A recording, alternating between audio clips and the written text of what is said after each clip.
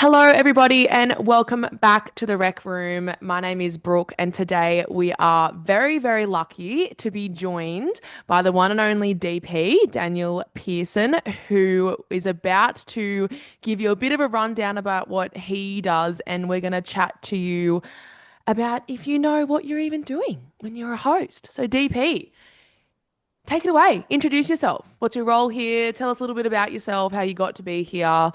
Yeah. Do we ever know what we're doing? Like ever? Ever? Like literally? What are we doing right now? So what? We're 3 weeks, 4 weeks into the year. I still don't know what I'm doing. I know. What day is it? Yeah, no, it's that weird period where I don't think anybody wakes up until like February, really. Like, Still in hibernation. no, it's just this. Too funny. Yeah. Look, my name's Dan. I'm the general manager, league manager, hybrid role in Wollongong. So I started off as a host, believe it or not, 5 years ago when we started this thing down here. 2020 was our first year that we started down in Wollongong, and our first league was multi-sport. So yeah, funnily enough, I still know, a few teams that have still been around from that league that are still playing with us now, which is pretty cool. So, but yeah, so started as a host, been a host for about 3, 4 years, doing my own thing. I've worked in like the community services background, just helping people, working in homelessness and employment and all that sort of stuff too. And then yeah, my wife was the owner or is the owner still. And she established everything down here in Wollongong, and there came an opportunity for me to step in and take over the reins, and the rest is kind of history. So I've been here for, I think, what, maybe 2.5 years now.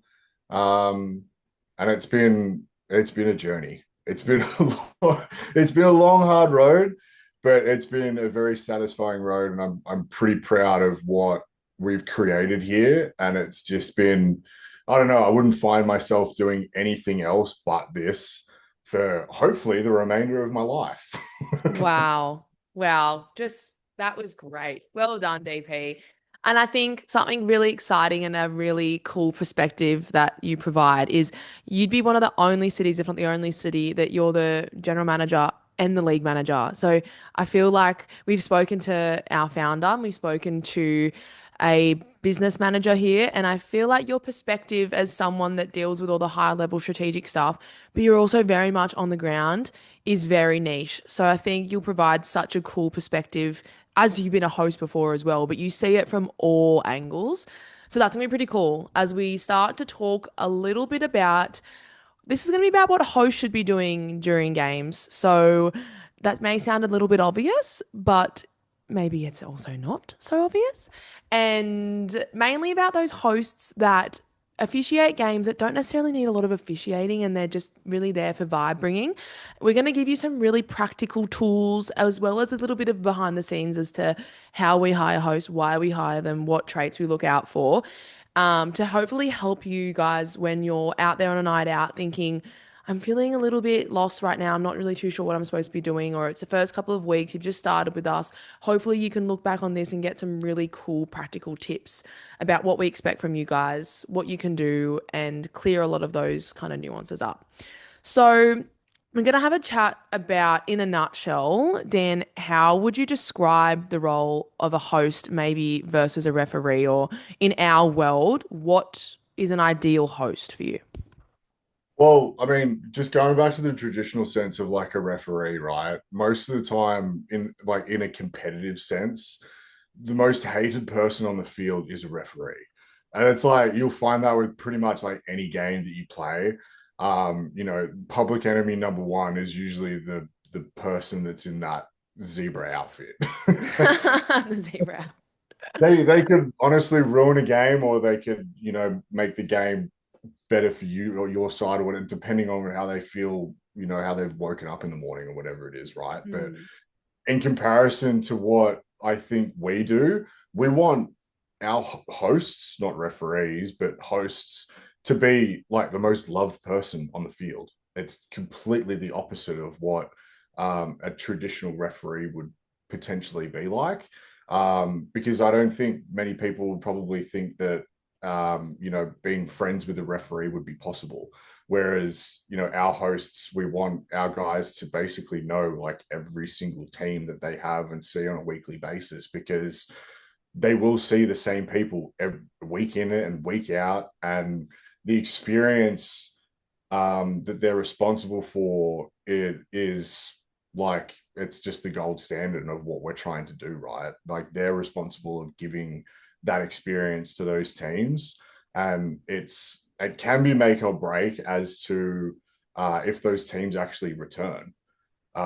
Because if they're not doing what they need to be doing and things go downward really quickly, it can really ruin the experience for those teams, those players, or specific people.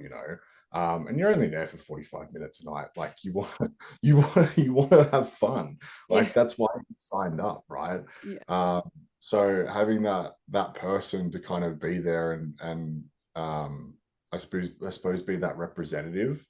You want them to be, I suppose, your friend, but you kind of, yeah, I suppose not best friend or anything like that, but it's kind of like, yeah, that's that person that you're going to be seeing weekly. Like that's what it is. Mm. Yeah, I think off the back of that, when I hire hosts and I take them to their first night and I give them a few tips and tricks, very briefly, very basic stuff, something that I always tell them is the importance of humanizing them. So if you make those connections and, people know you by name, they might know one or two things about you and you know those things about them. When things get heated, if they get heated, humanizing yourself in conflict management is so important. So, I've seen instances where people could have very quickly blown their what's the saying? Blown their gasket? What's that saying? Anyway, you know what I'm trying to say. Blown their Yeah, lid.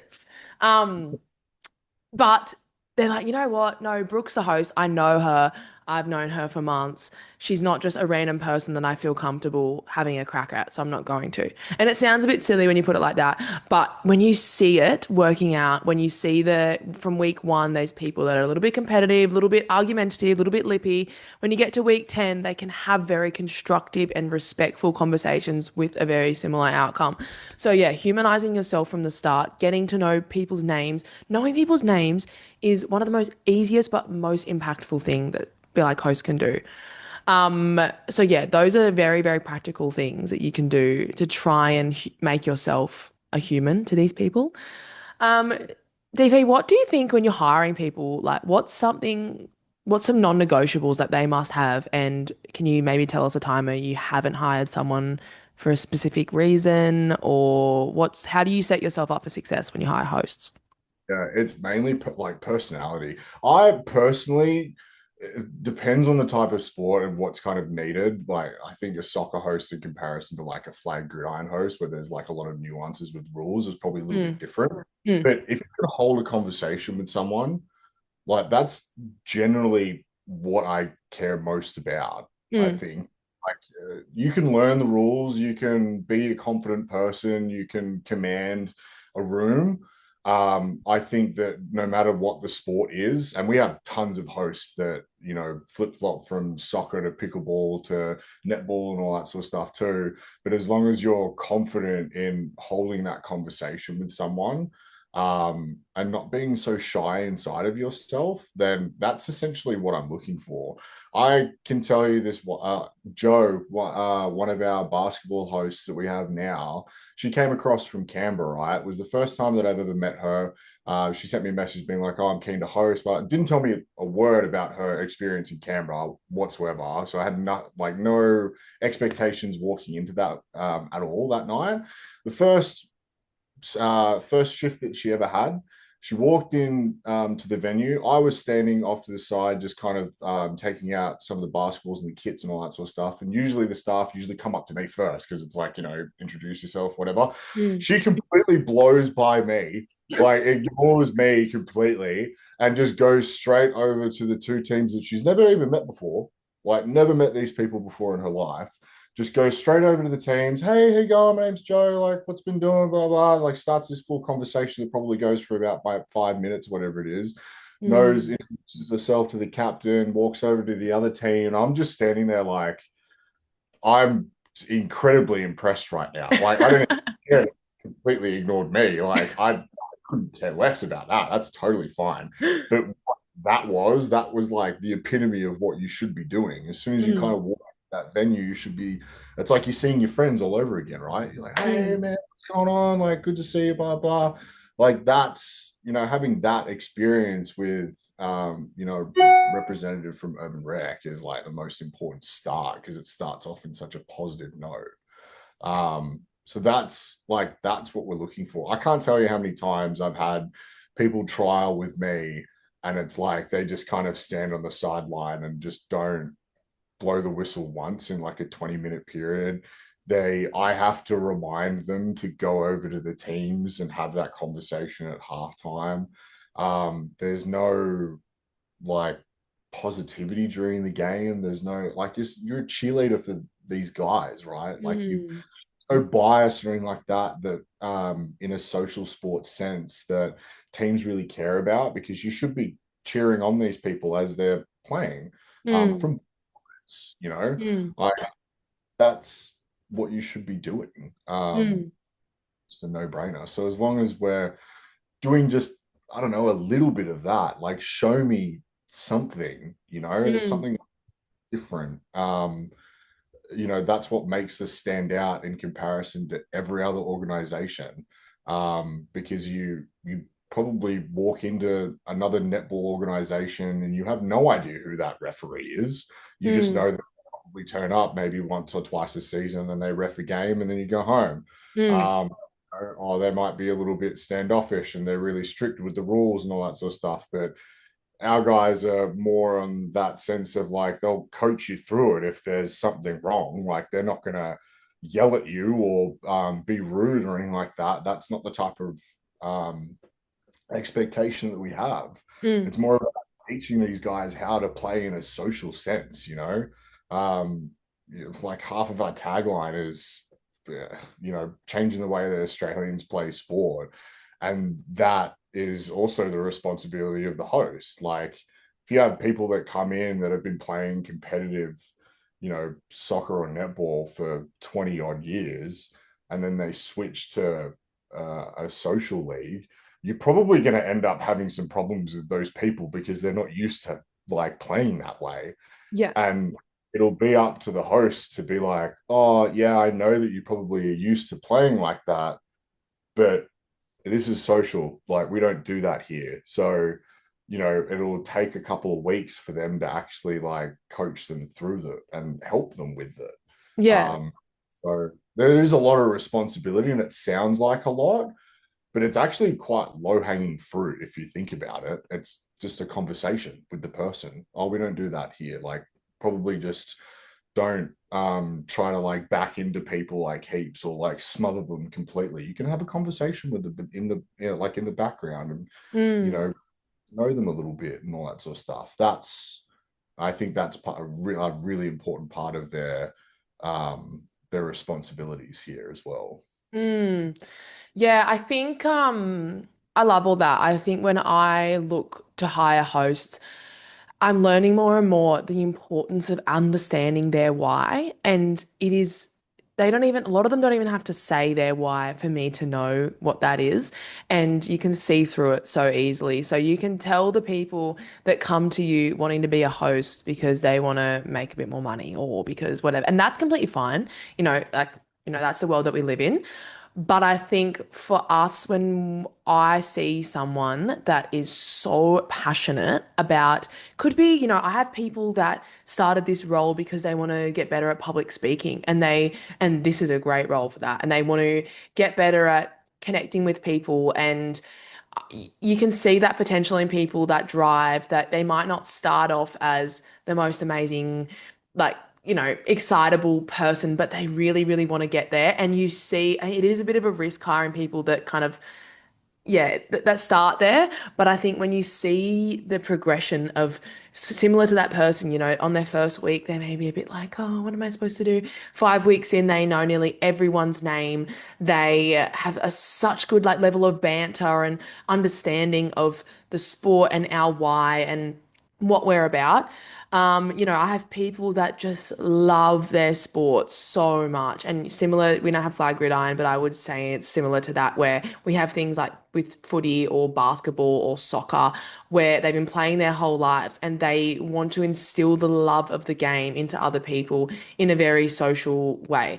So I think, yeah, for me, understanding their why do you want to be here, is super important. And I feel like that's pretty niche. Like, there's not a lot of other jobs that, because we're in the economic climate that we're in, people just want to make money. I think for me, it's really important that we understand why they want to be here.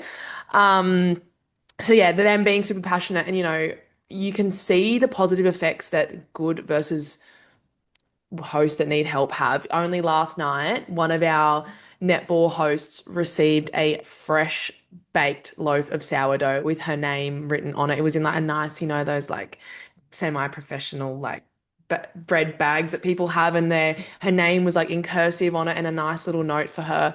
And just things like that. Those people don't have to do that, and they look forward to seeing her every week, and she looks forward to seeing them. And to most of people that I would say work here, it's not a job to them because they create such amazing communities. And yeah, I think a lot of hosts underestimate what their role is. And like you said, in the scheme of things, for the right person, it is low hanging fruit. Like, it's for the right person, it's a very, very rewarding and, yeah, I guess rewarding job. So yes. You're creating like a sense of community around yourself. You know what I mean? Like you've Mm, basically now gotten, depending on how big your league is, at the start of the season, you've got say 12 teams. That's mm, like 120 people. mm, That's 120 friends that you can make. 100%. See them for like a 3 month period essentially. And Yeah, if they keep coming back and you're there for like a whole year, that's 120 people that you see week in and week out for 52 weeks a year. Like 100%. I know that we attribute to, league managers and someone like that's in your position, right? Say 20 or 2,000 probably plus members that know your name, that know who you are, that could probably spot you out in public. And it's Mm. like you're a popular kid in class. And it's like that in your small, like Someone small. called me a D-list celebrity the other day. And it's so true. It's so true. Like so true. You just get spot. You can't even go out in public sometimes without someone from Urban Rec spotting you, and you're like, "Come on, man! I'm just trying to do my groceries here." No photos today, guys. No photos today. Yeah. And I feel like hosts have similar things, like the amount of people that they meet, it's just such a great source of connection. It is so much more than just a job. And I would actually love to maybe one day do a bit of a survey with our members. And I mean, you probably don't even have to do the survey. Like, there's facts that show when hosts leave, or there's a lot of like hosts cycling through sports, the frequency of people coming back would, I would say, dramatically reduce. Like, but in saying that, if people rock up and have a host that is disengaged, and we'll get into the more specific things about what a good host kind of looks like, but in terms of hosts that could work on themselves and their traits while being a host. Hosts that are on their phone, that are chatting during games, that don't bother to learn your name, don't even bother. I've seen hosts not even bother to walk up and say hello. It's all right, let's get started. Like, that is make or break. Um, so yeah, I think that's maybe a nice segue into, if we have any tips for how we've obviously gone through how we look for hosts and what a good host starting to kind of look like. Do we have any practical, easy, simple tips on how hosts can be super engaged and involved during games, and what that kind of looks like for you guys? Yeah. I actually will talk. I'll touch on like a bit of conflict management stuff as well because I think that's what actually quite important because I know that is such a big thing in leagues, right? And it can be really daunting for someone when, you've got like, say, something bad is happening during a game, and it's like now it's your responsibility to kind of fix that because it becomes a safety issue, right? Mm, And it's about being on top of those conversations quite early. mm, So if you're noticing something during the game and then, at quarter time or halftime, you're now going to go up to those teams and ask if there's any issues happening during the game, and they're probably going to give you a lot of feedback, mm, is to actually go into that conversation with the knowledge of what is actually happening. Tell them that you're seeing it and that you're going to go over there now and just have that conversation. Because 9 times out of 10, that will probably nip it in the butt. And because they're probably thinking as soon as they come over to here, I'm going to tell her exactly what is the problem. And instead of them being the ones that tell you what's happening, you go over there and say, yeah, I can actually see in back play the goal shooter's doing this, blah, blah, blah. Like that straight away shows that you have been paying attention into the games.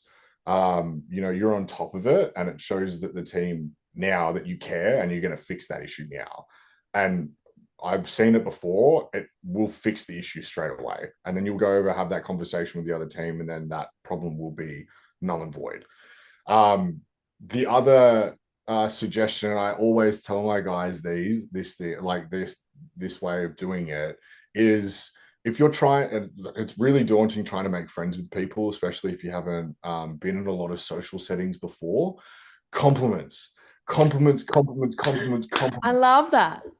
Go over there and like pick out someone that did something either really funny or like something really good on the court or on the field or whatever it is, and then make the biggest deal out of it when you go over to them at halftime or quarter time, because that instantly will open the gate of being like, oh, stop it, like, oh, I'm not that good, don't stop saying that. And it's like you've now starting to build that rapport with those people, so it's like it's the easiest way to start making friends with people. I do it every single time because it makes them feel good about themselves.